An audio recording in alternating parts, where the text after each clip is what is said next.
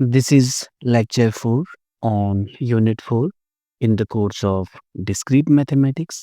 तो आज के लेक्चर का हमारा मेन गोल रहेगा मॉड्यूलर अरिथमेटिक। आज के बाद जितने लेक्चर्स चलेंगे सब इसी पे बेस्ड होंगे। तो मॉड्यूलर अरिथमेटिक में बेसिकली होता क्या है, तो कई बार हम नंबर्स की जगह उनके रिमाइंडर में बहुत इंटरेस्टेड रहते हैं। तो अगर तुम्हें याद होगा तो हमने एक डिवीजन एल्गोरिथम देखा था कि अगर हमारे पास दो नंबर्स हैं ए एंड एम, और अगर हम एम को पॉजिटिव लेके चलें तो ए को हम हमेशा लिख सकते हैं M times Q plus R, जहाँ पे आर की वैल्यू 0 से लेकर एम तक होती थी। और इसी आर को तुम उस लेक्चर पे देखोगे, हमने इसे नोटेशन दिया था ए मॉड एम। तो ये क्या आता है, रिमाइंडर। तो हम बहुत बार कि किसी नंबर की जगह उसके रिमाइंडर पे ज़्यादा इंटरेस्टेड रहते हैं। फॉर एग्जांपल, अगर सपोज हमारे पास एक क्लॉक है एंड सपोज अभी टाइम हो रखा है 2 PM, तो क्वेश्चन है कि 45 आवर्स बाद जो आर वाली पिन की लोकेशन क्या होगी, क्या वो 3 पे होगी, 4 पे होगी, 1 पे होगी, 12 पे होगी।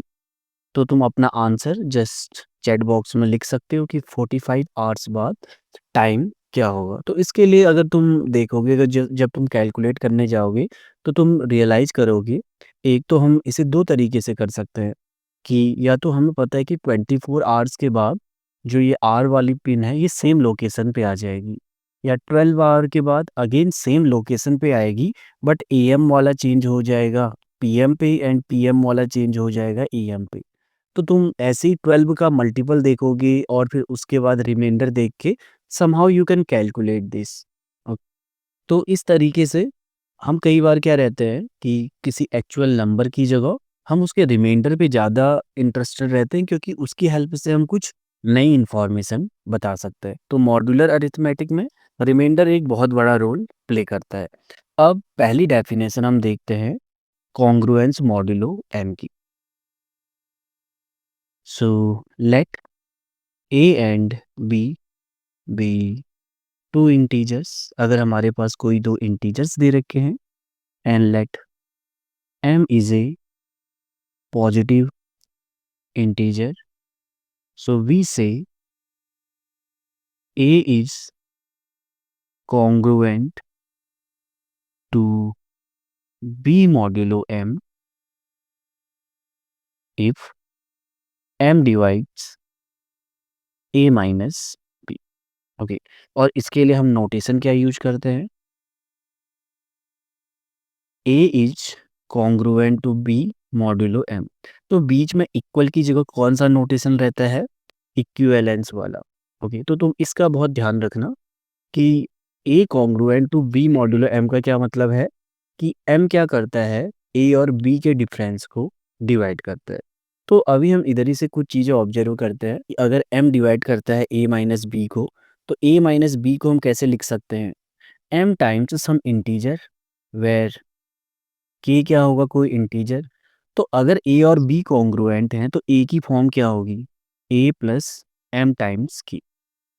ओके, और कई बार हम एक और नोटेशन का यूज करते हैं जो हम आगे आने वाले लेक्चर्स में देखेंगे, स्लैश ए। तो बेसिकली इसमें वो सारे इंटीजर्स आते हैं बी बिलोंग टू जेड कि सच दैट अगर हम यहाँ पे एम लिखें, एम भी इंक्लूड कर सकते हो, वो सारे इंटीजर्स जो इसके कॉन्ग्रुएंट हैं। और तुम देखोगे और कौन से नंबर से रहते हैं जो ए के कॉन्ग्रुएंट रहते हैं, तुम इस फॉर्मूले से जस्ट उनकी फॉर्म दे सकते हो। उनकी फॉर्म रहेगी ए प्लस एम टाइम्स के, जहाँ पे के क्या होगा, इंटीजर। ओके, तो वो सारे नंबर जो ए के कॉन्ग्रुएंट हैं वो इस सेट में लाई करेंगे। तो ये तो डेफिनेशन थी कि हम कब दो इंटीजर्स को कॉन्ग्रुएंट कहते हैं। अब हम इनकी कुछ प्रॉपर्टीज देखेंगे। ओके, तो इससे पहले हम कुछ एग्जांपल्स देख लेते हैं। So the first example is, पहला हमारे पास क्वेश्चन है, इस 12 is congruent to 4 modulo 6। Second है, इस 14 इज कॉन्ग्रुएंट टू 2 मॉड्यूलो 6। अब अगर हमें चेक करना है कि ये कॉन्ग्रुएंट है या नहीं, तो हमें क्या करना पड़ेगा, 12 में से पहले 4 माइनस करना होगा और चेक करना होगा उसे 6 डिवाइड कर रहा है या नहीं। तो इस केस में आता है 8। हम यहाँ पे क्या नोट करते हैं, since 6 doesn't divide 12 minus 4 8, so therefore 12 is not congruent to 4 modulo 8। अभी हमने ऊपर नोटेशन क्या देखी, अगर ए और बी कॉन्ग्रुएंट हैं तो हम उसे लिखते हैं मॉड्यूलो एम, और अगर कॉन्ग्रुएंट नहीं है तो हम लिखते हैं मॉड एम। तो पहले केस में हमने क्या नोट किया कि 12 एंड 4 कॉन्ग्रुएंट नहीं है। अब हम सेकंड एग्जांपल पे चेक करते हैं। तो इसके लिए अगर हमें चेक करना है कि कॉन्ग्रुएंट है तो हमें क्या कंप्यूट करना होगा, 14 माइनस 2, और हमें चेक करना होगा क्या वो 6 से डिवाइड करता है। तो इस केस में हम क्या नोट करते हैं, so here 6 divides 14 minus 2 which is 12, so therefore 14 is congruent to 2 modulo 12। Okay, तो इस तरीके से हम चेक करते हैं कि कोई दो नंबर्स कॉन्ग्रुएंट है या नहीं। सब तो इसी से रिलेटेड एक और हम एग्जांपल करते हैं। तो इस टाइप का क्वेश्चन में भी तुम्हें प्रैक्टिस सेट में मिल सकते हैं। List 3 integers that are congruent to 4 modulo 12। तो बेसिकली इस केस में हमें क्या करने हैं, ऐसे इंटीजर्स ए निकालने हैं जो कॉन्ग्रुएंट टू 4 मॉड्यूलो 12 होंगे। तो अभी हमने यहाँ पे देखा था कि किसी नंबर के कॉन्ग्रुएंट हम कैसे कंप्यूट कर सकते हैं इंटीजर्स, वो इंटीजर सारे इस सेट में रहते हैं।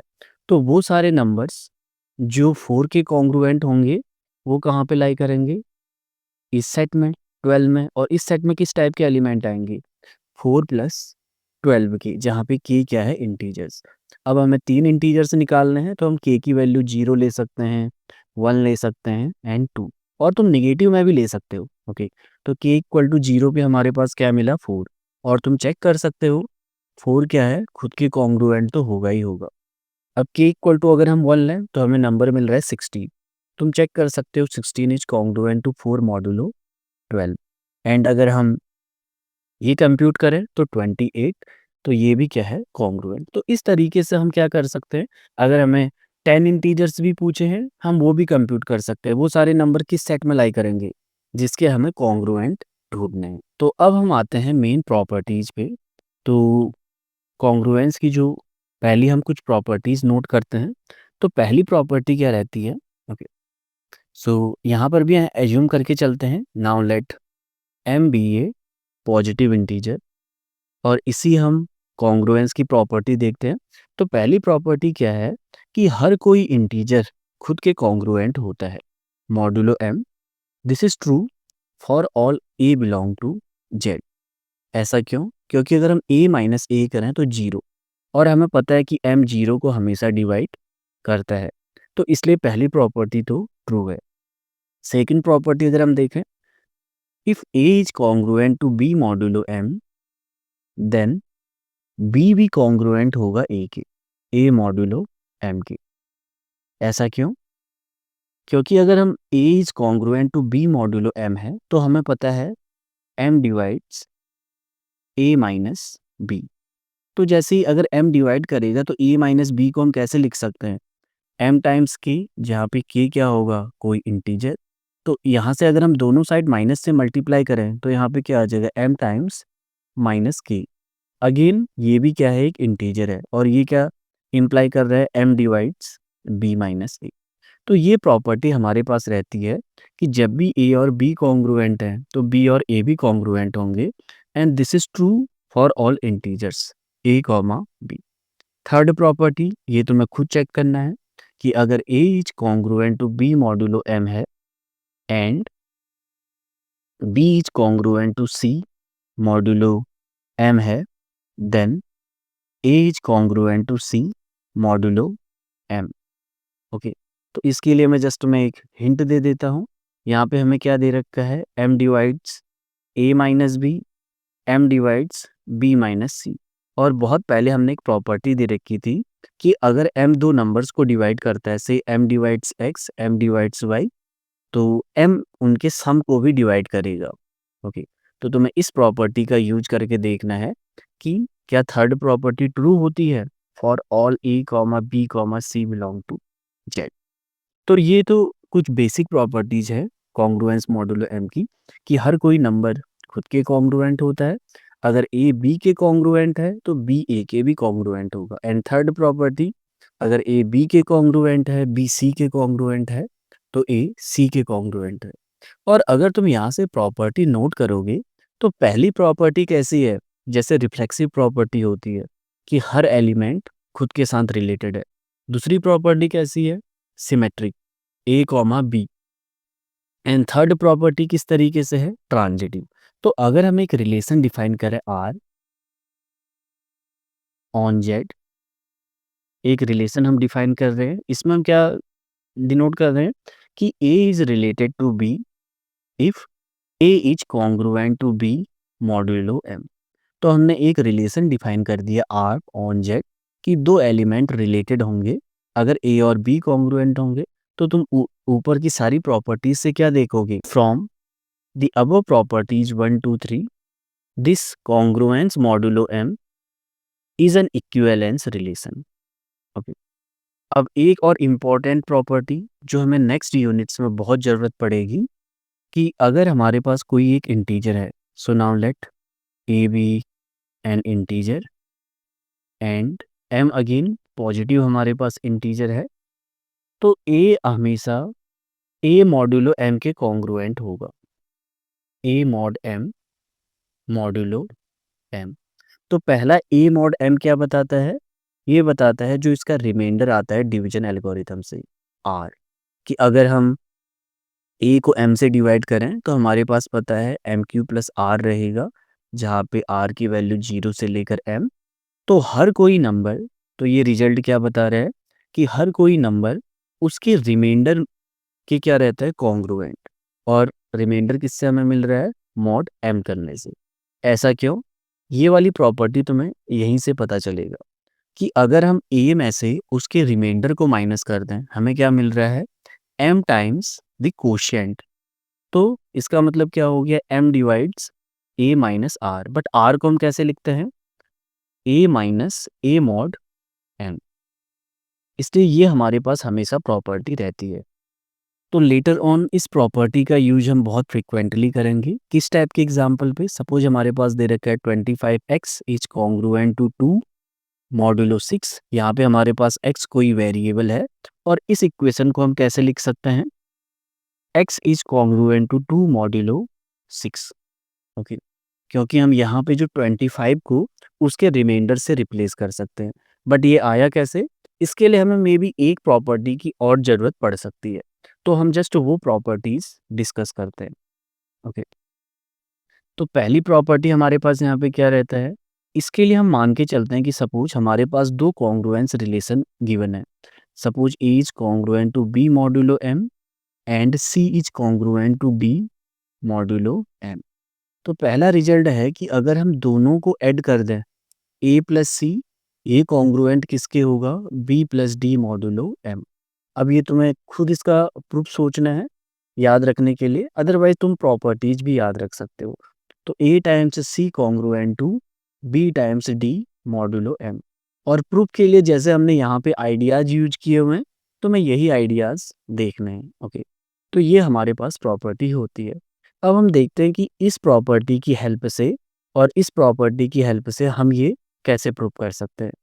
ओके, तो हमें क्या देखना था, 25x is congruent to 2 modulo 6। और हमें इसकी हेल्प से हमें क्या शो करना था कि somehow x is congruent to 2 modulo 6। तो इसके लिए हमें पता है कि 25 इज कॉन्ग्रुएंट टू 1 मॉड्यूलो 6। ये कहाँ से आया, क्योंकि हमें पता है कि हर कोई नंबर उसके रिमाइंडर के क्या रहता है, कॉन्ग्रुएंट रहता है। तो हमने इस रिजल्ट का यूज किया। तो अगर हम इसमें दोनों साइड x से मल्टीप्लाई कर दें तो हमें क्या मिलेगा, is congruent to x modulo 6। But हमने सिमेट्रिक प्रॉपर्टी से क्या देखा था, इसे हम ऐसे भी लिख सकते हैं 25 6 मॉड्यूलो 6। और हमें गिवन क्या था, हमें ये गिवन था कि 25x is congruent to 2 modulo 6। Okay, तो इस तरीके से हम इन सारी प्रॉपर्टीज का यूज करके इनफैक्ट ये शो कर सकते हैं। तो अगर तुम्हें ये वाला इतना क्लियर नहीं भी है तो चलेगा, तो जस्ट तुम अभी के लिए यहाँ पे क्या याद रख सकते हो बात के पर्पज के लिए, कि जब भी हमारे पास यहाँ पे कोई नंबर्स दे रखे हैं, हम इन्हें हमेशा उनके रिमाइंडर से रिप्लेस कर सकते हैं, कि मॉड्यूलो 6 करने पे जितना भी रिमाइंडर आ रहा है उससे रिप्लेस कर सकते हैं। सपोज हमारे पास दे रखा था 24x is congruent to 5 modulo 11, तो इसे हम कैसे लिख सकते हैं, 24 को मॉड्यूलो 11 के रिमाइंडर से हम रिप्लेस कर सकते हैं, तो इसे हम लिख सकते हैं 2x कॉन्ग्रुएंट टू 5 मॉड्यूलो 11। तो ऐसा करने से ये इक्वेशन क्या होती है, थोड़ा इसमें जो इंटीजर्स इन्वॉल्व रहते हैं वो थोड़ा छोटे हो जाते हैं और सॉल्व करना आसान होता है। तो ये तो हमने कुछ प्रॉपर्टीज़ देखी हैं, और इन्हीं के साथ कुछ और प्रॉपर्टीज़ जो हमने इनडायरेक्टली यहाँ पे यूज की, तो उसे हम डिस्कस करते हैं। कि अगर हम मान के चलें A is congruent to B modulo M है, तो अगर हम दोनों साइड इंटीजर्स ऐड कर दें, सपोज ए प्लस के और बी में भी के ऐड कर दें, तब भी ये कॉन्ग्रुएंट होंगे। या सेकंड प्रॉपर्टी, अगर दोनों साइड हम सेम स्केलर से मल्टीप्लाई कर दें, तब भी ये कॉन्ग्रुएंट होंगी। तो ये तो थी कुछ कॉन्ग्रुएंस की प्रॉपर्टीज जो हम आगे आने वाले लेक्चर्स में यूज करेंगे। तो अगर एक बार तुम ये प्रॉपर्टीज में कंफर्टेबल हो, तो तुम्हें आगे आने वाले लेक्चर में कोई इश्यू नहीं आएगा।